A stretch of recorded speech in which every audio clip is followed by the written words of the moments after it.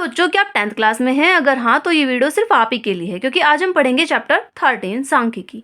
इससे पहले के जो 12 चैप्टर हैं उनकी मैं वीडियोस बना चुकी हूँ, चैनल पर अपलोड कर चुकी हूँ। उनको अगर आपने अभी तक नहीं देखा है तो आप एक बार देखिए, वहाँ से आप अपनी तैयारी कर सकते हो। उसमें मैंने मोस्ट इंपोर्टेंट क्वेश्चंस बताए हुए हैं एक तो, और दूसरा सारे के सारे बेसिक जो चीज़ें होती हैं ये सब वो सारा अच्छे से समझाया हुआ है।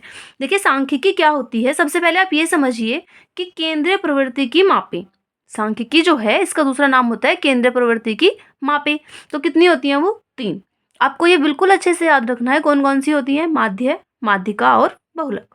ठीक है, केंद्रीय प्रवृत्ति की 3 मापें होती हैं, माध्य, माध्यिका और बहुलक। यही आपके सिलेबस में है।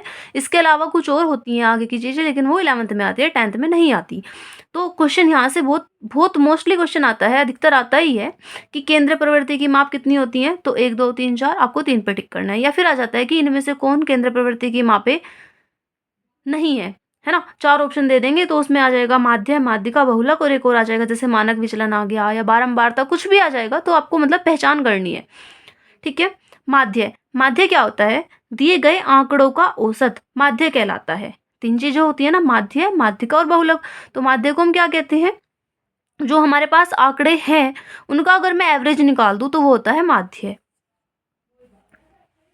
दी गई संख्याओं को आरोही या अवरोही क्रम में अगर हम रखते हैं तो बीच में जो भी संख्या आएगी उसे हम कहते हैं माध्यिका। ठीक है, अगर मैं औसत निकाल दूं तो माध्य, और बीच में जो सबसे बीचों बीच जो आएगा वो होती है माध्यिका। बहुलक वह संख्या जो दी गई संख्याओं में बार बार आती है, यानी कि जो सबसे ज्यादा बार आती है, या फिर ऐसा कहिए कि जिसकी बारंबारता सबसे ज्यादा होती है, वो बहुलक होती है। ठीक है, वो बहुलक होता है। तो माध्य निकालने के भी 2-3 फॉर्मूले हैं, माध्यिका के भी और बहुलक के भी। देखिए फर्स्ट है समांतर माध्य का फॉर्मूला, पदों का योग बटे पदों की संख्या, या फिर आप इसको लिख सकते हैं आंकड़ों का योग बटे आंकड़ों की संख्या। नेक्स्ट समांतर माध्य का जो फॉर्मूला है वो सिग्मा एफ एक्स बटे सिग्मा एफ। मेन बात ये आती है कि कौन सा फॉर्मूला कहाँ यूज करें, तो इसमें आपको कंफ्यूज होने की बिल्कुल भी जरूरत नहीं है। अगर हमें सिंपल से आंकड़े दे दिए हैं, जैसे लिख दिया होगा कि एक क्लास में 10 बच्चे हैं, उन 10 बच्चों की उनकी हाइट इतनी इतनी इतनी है, तो उनकी हाइट का यानी कि उनकी ऊंचाइयों का समांतर माध्य बताओ, तो हम इस वाले फॉर्मूले से कर लेंगे।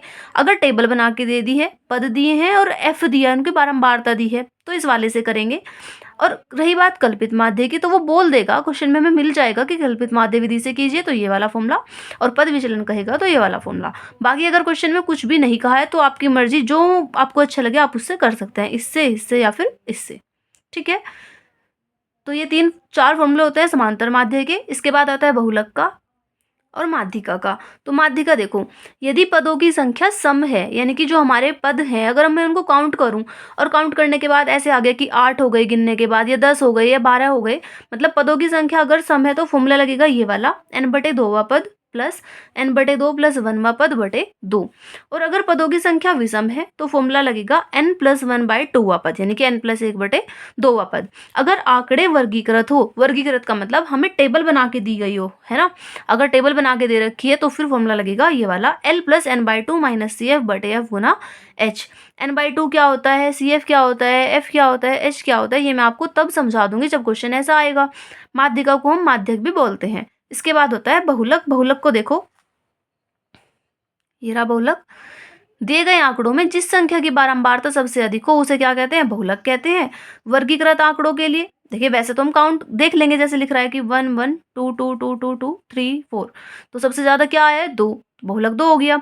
लेकिन अगर आंकड़े वर्गीकृत है यानी कि टेबल बना के दी है, तो बहुलक का फॉर्मूला होगा l plus f1 minus f0 बटे 2f1 minus f0 minus f2 multiply h। ठीक है, गुना h। एक ये मेन इंपॉर्टेंट सी बात है बहुत ज्यादा, माध्य, माध्यिका और बहुलक में संबंध। तो संबंध क्या होता है, बहुलक बराबर 3 गुना माध्यिका माइनस 2 गुना माध्य। बहुत कंफ्यूजिंग तरीके से दिया जाएगा आपको ये चीजें, कभी माध्यिका यहाँ दे दिया, कभी माध्य यहाँ दे दिया, बहुलक यहाँ, मतलब घुमा फिरा के देगा, लेकिन आपको याद रखना है यही मेन इसका आंसर है, यही है। ठीक है, संबंध। अब देखिए कुछ मोस्ट इंपोर्टेंट क्वेश्चन है 10-15, तो वो देख लीजिएगा आप। अगर आप इनको कर लेते हैं तो आपको इनमें से अपने बोर्ड एग्जाम में देखने को मिल जाएंगे, इनके जैसे ही मिल जाएंगे। देखिए फर्स्ट है केंद्रीय प्रवृत्ति की माप है। बताओ बारंबारता है क्या, माध्य है क्या, माध्यक है क्या, कौन सा है, बारंबारता नहीं, माध्य हाँ, माध्यक, माध्यक तो है, तो इसका मतलब माध्य भी है और माध्यिका भी है, तो बी एंड सी दोनों ऑप्शन नंबर डी हो जाएगा। ठीक है, नेक्स्ट केंद्रीय प्रवृत्ति की माप नहीं है। कौन सा नहीं है केंद्र प्रवृत्ति की माप? माध्य है, माध्यिका है, बहुलक है, डी यानी कि मानक विचलन नहीं है। क्वेश्चन ऐसे आएगा घुमा के। नेक्स्ट, 1 से 9 तक की प्राकृतिक संख्याओं का माध्य क्या होगा? 1 से 9 तक की प्राकृतिक संख्याएं हमें दे दी गई हैं, इनका माध्य हमसे पूछ लिया है। तो माध्य का फॉर्मूला क्या होता है? माध्य बराबर पदों का योग बटे पदों की संख्या, या आंकड़ों का योग बटे आंकड़ों की संख्या। ठीक है, तो पद कौन कौन से हैं हमारे पास? 1 से 9 तक की प्राकृतिक संख्याएं हैं, यानी कि यहाँ पे काउंटिंग लिखेंगे 1 + 2 + 3 + 4 5 6 7 + 8 + 9। 1 से 9 तक के लिखे। अब इनको गिनो तो गिन के क्या आएगा? 9 आएगा। इन सबको प्लस करेंगे, प्लस करने के बाद जो आएगा वो ऊपर, और 9 से डिवाइड कर देंगे। तो क्या कैसे करोगे आप प्लस? क्या आएगा? 9 और 1 10, 8 और 2 10, यानी कि 20 30 40 और 5 45। 45 बटे 9, 9 से 45 को आप डिवाइड करोगे तो आंसर क्या आ जाएगा? 9 पंजे 45, यानी कि 5। Option number C. ठीक है, नेक्स्ट क्वेश्चन नंबर 4। देखो इसमें है 1 से 10 तक की धनात्मक सम संख्याओं का समांतर माध्य। 1 से 10 तक की होनी चाहिए और सम होनी चाहिए। तो क्या लिखते हैं? संख्याएं 1 से 10 तक की धनात्मक सम संख्याएं तो क्या होंगी? 2 4 6 8 और 10। ठीक है, माध्य क्या होगा? माध्य का फॉर्मूला पदों का योग बटे पदों की संख्या, यानी कि 2 + 4 + 6 + 8 + 10 बटे, इनको गिनेंगे तो क्या आएगा? 5। अब इनको जोड़ दीजिए, 10 और 8 18, 18 में 6 प्लस करेंगे 24, और 4 28 और 2 30, 30 बटे 5। 5 से 30 को भाग करेंगे तो क्या आ जाएगा? 6, यानी कि ऑप्शन नंबर डी। ठीक है, नेक्स्ट देखते हैं क्वेश्चन नंबर 5। क्वेश्चन नंबर 5 है, निम्नलिखित सारणी का माध्य होगा, यानी कि माध्य क्या होगा? तो टेबल दे दी है, इसके लिए हम टेबल को पहले ऐसी थी, हम इसको ऐसे बनाएंगे 0 से 10, फिर 10 से 20, 20 से 30 और 30 से 40। इसके बाद देखो जो बारंबारता है उसको हम क्या लिखते हैं? एफ। तो उसको तो मैं यहाँ पे लिख रही हूँ। ठीक है, और एक और कॉलम बनानी पड़ेगी इसमें मेरे को ऐसे। ठीक है, एफ की वैल्यू है 2 1 4 3। अब एक होता है एक्स, यानी कि मध्यमान। तो इसका मध्यमान बताओ। 0 में 10 को प्लस करेंगे क्या आएगा? 10, 10 का आधा 5, 10 और 20 30, 30 का आधा 15, 30 और 20 50, मतलब 25। इनको जोड़ो 70 आएगा, 70 का हाफ करेंगे तो 35। अब फॉर्मूला इसमें एफ इंटू एक्स वाला लगने वाला है। क्यों? क्योंकि एफ भी है हमारे पास, एक्स भी है। तो क्या आएगा? 5 की 2 में मल्टीप्लाई करेंगे, 5 दूनी 10, 15 की 1 में करेंगे 15, 25 की 4 में करोगे 100, 35 की 3 में करेंगे तो 75। जो ये सिग्मा होता है ना, सिग्मा हमने पढ़ा था, सिग्मा आता है एक ऐसे ई के जैसा। तो सिग्मा एफ एक्स, यानी कि जितने भी एफ एक्स वाली जो टर्म्स है उन सबको अगर प्लस कर दे तो सिग्मा एफ एक्स मिल जाएगा। प्लस करिए इनको, 10 और 15 कितने हो जाएंगे? 25, 25 में 75 प्लस करेंगे तो 100, 100 में 100 प्लस करेंगे तो 200। यहाँ से एफ वालों को प्लस करोगे तो सिग्मा एफ मिल जाएगा। 2 और 1 3, 3 और 4 7, 7 और 3 10। ठीक है, अब देखिए करना क्या है। फॉर्मूला क्या होता है हमारा?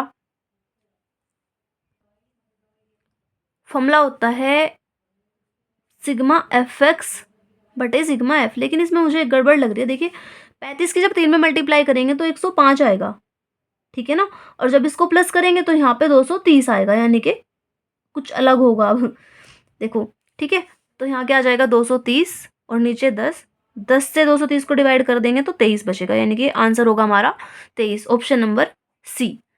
नेक्स्ट है क्वेश्चन नंबर 6। देखिए बहुत इजी से क्वेश्चन है, बहुलक बताओ इसका। तो ऐसी कौन सी संख्या है जो बार बार कई बार रिपीट हो रही है? तो 2 है ना, बार बार आ रहा है। देखो 2 एक बार 2 बार, 7 1 2 3 बार, 3 तो 2 बार है, 2 भी 2 बार है, 5 एक बार है और 7 3 बार। तो कौन सी संख्या ऐसी है जो बार बार आ रही है, ज्यादा बार आ रही है? 7, यानी कि ऑप्शन नंबर डी।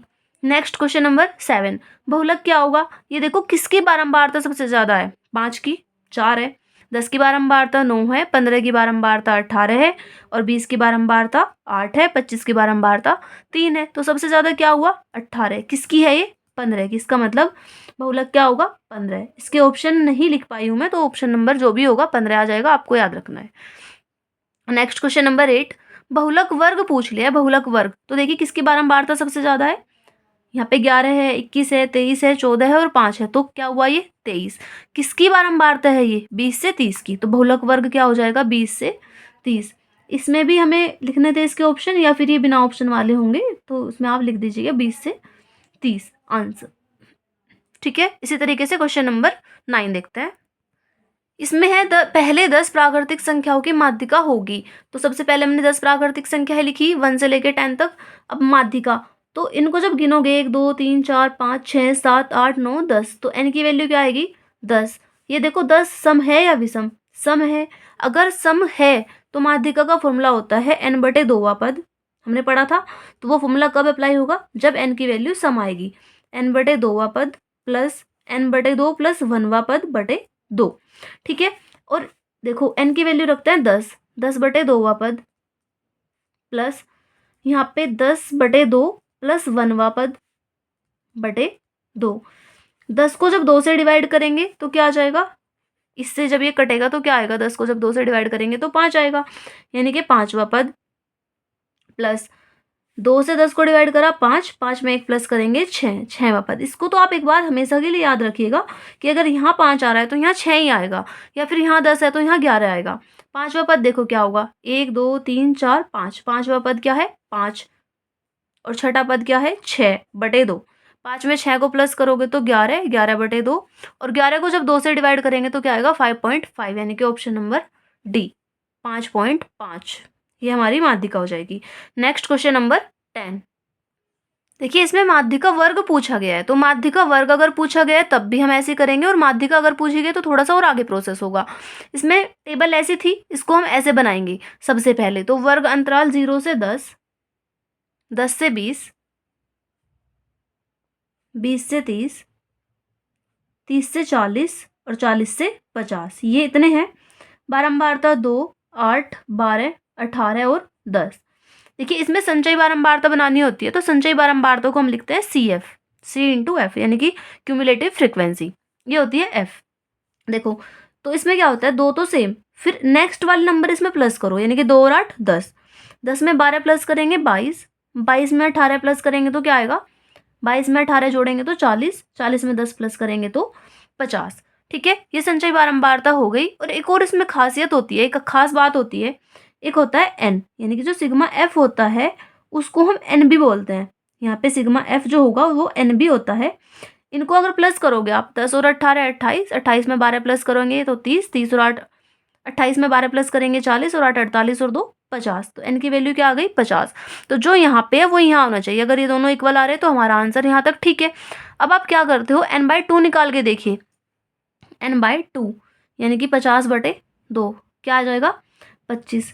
25 देखो संचयी बारंबारता के अंदर कहाँ मिलेगा, यहाँ नहीं है, यहाँ भी नहीं है, यहाँ भी नहीं है, इसमें मिलेगा 25। इसका मतलब ये जो है ये हमारा माध्यक वर्ग होगा 30 से 40। क्या होगा 30 से 40 हमारा माध्यक वर्ग होगा, ये आंसर ऑप्शन नंबर सी। ठीक है, बहुत इजी है। अगर माध्यिका ज्ञात करनी है तो इससे आगे करेंगे, लेकिन अभी माध्यक वर्ग निकालना तो हमने यहीं पे छोड़ दिया। Next question number 11। इसमें है माध्य, माध्यिका और बहुलक के बीच संबंध होगा। ये मैंने आपको पहले ही बताया था कि जरूर आएगा, माध्य, माध्यिका और बहुलक के बीच संबंध। तो क्या फॉर्मूला होता है, बहुलक बराबर 3 गुना माध्यिका माइनस 2 गुना माध्य, यानी कि ऑप्शन नंबर बी। अगर आपको वीडियो अच्छी लग रही है तो वीडियो को शेयर कीजिए अपने फ्रेंड्स के साथ, लाइक कीजिए एंड सब्सक्राइब कर लीजिए मेरे चैनल को, ताकि मेरे आने वाली वीडियोज़ के नोटिफिकेशन आपको मिलते रहें। इसके लिए बेल आइकन को भी प्रेस कर लीजिए। अगर वीडियो अच्छी लग रही है तो शेयर जरूर कीजिए, क्योंकि मोस्ट इंपॉर्टेंट क्वेश्चन है। अगर आप अपना प्री बोर्ड या कुछ भी उठा के देखते हो ना, तो आपको इसमें से बहुत सारे क्वेश्चंस मिल जाएंगे देखने के लिए। Question number 12। यदि कुछ आंकड़ों का माध्य तथा बहुलक क्रम से 32 और 35 है तो इसका माध्यक क्या होगा।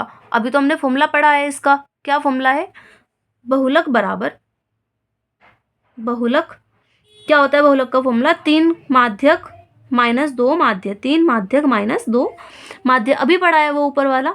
तो यहाँ पे वैल्यूज रखिए आप, बहुलक दिया है 32, तो यहाँ पे रखेंगे 32। ठीक है, 3 गुना, माध्यक हमें नहीं पता तो माध्यक सेम रख देंगे, और 2 बीच में कुछ नहीं है तो गुना लगा देंगे, और मल्टीप्लाई।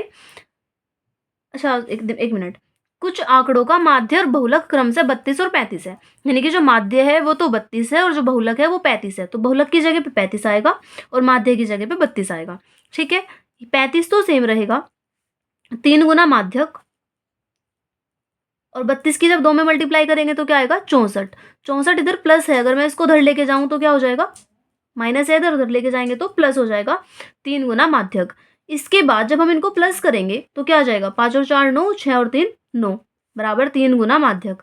माध्यक यानी कि माध्यिका, इसके साथ 3 मल्टीप्लाई में अगर इसको उधर लेके जाएंगे तो डिवाइड में जाएगा, यानी कि क्या आ जाएगा, 3 से जब डिवाइड करेंगे 99 को तो 33, माध्यक बराबर 33, यानी कि ऑप्शन नंबर डी। नेक्स्ट है क्वेश्चन नंबर 13। क्वेश्चन नंबर 13 भी कुछ कुछ सेम है, माध्य और माध्यिका में दे दी है और बहुलक ज्ञात करना है। तो बहुलक का फॉर्मूला जो होता है वही आप लिखेंगे, बहुलक बराबर क्या फॉर्मूला है, 3 गुना माध्यिका माइनस 2 गुना माध्य। तो माध्यिका कितने दी है, माध्य और माध्यिका 27 और 29 है, यानी कि जो माध्यिका है वो 29 है, तो 3 गुना 29 माइनस 2 गुना माध्य कितना है 27, यहाँ पे 27 रखेंगे, 3 की 29 में मल्टीप्लाई करेंगे, या 29 थी 87, 27 दूनी 54, घटा दो इनको, 7 में से 4 जाएंगे 3, 8 में से 5 जाएंगे 3, तो बहुलक कितना आ गया 33, यानी कि ऑप्शन नंबर सी। बहुत इजी इजी से क्वेश्चन है, एक दो क्वेश्चन थोड़े लंबे हैं वो आपको मैं समझा रही हूँ बहुत अच्छे से, तो इतने ही इंटरेस्टिंग से इतने इजी इजी से क्वेश्चन है, आप इनको देखते रहिए ध्यान से। क्वेश्चन नंबर 14 देखिए अब।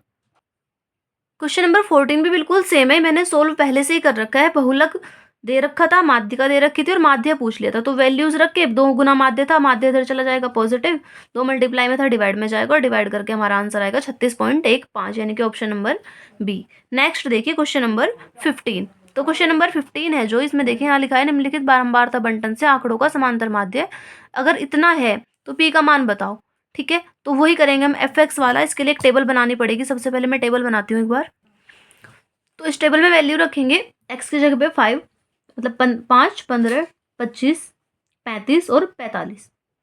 ठीक है, एफ की जगह पे है 6, 4, 3, पी 2।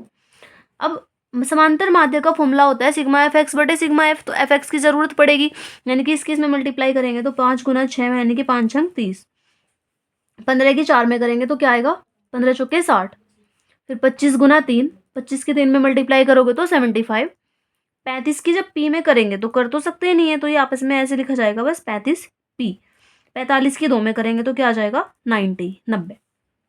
अब इनको प्लस करना है, सिग्मा एफ, एफ वालों को प्लस करेंगे तो सिग्मा एफ आएगा 6 और 4 10, 10 और 3 13, 13 में 2 प्लस करेंगे तो क्या आएगा 15 पी, 15 प्लस पी।